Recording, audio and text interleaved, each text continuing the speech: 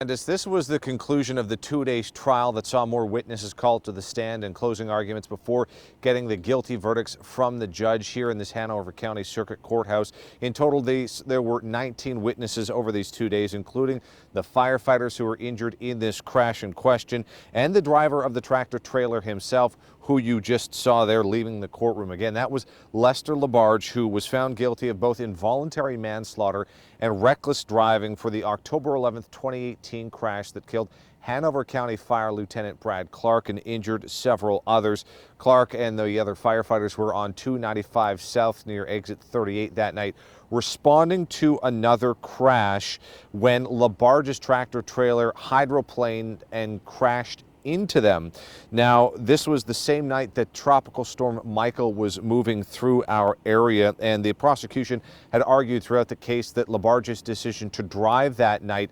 in the storm and his actions, such as the speed he was traveling, was criminally negligent, along with moving his tractor trailer into the adjacent lane where the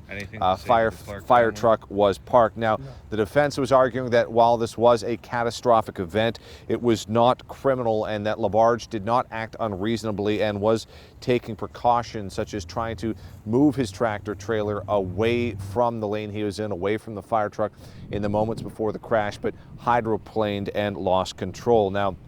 after the closing arguments, Judge Patricia Kelly went into the back and deliberated for about 20 minutes before coming out and giving the guilty verdict, saying that she felt that it had been proved that the weather was bad that night, that at one point Labarge was traveling at 64 miles per hour, about 3.5 miles before the crash happened, and was aware that there was fire trucks that were on active calls in the area. None of the attorneys or parties involved in this case wanted to comment on camera, as you saw there. Next up will be sentencing. Labarge is facing up to 11 years in prison and will be sentenced on January 13th, 2021. Working for you in Hanover County, Cameron Thompson, CBS 6 News.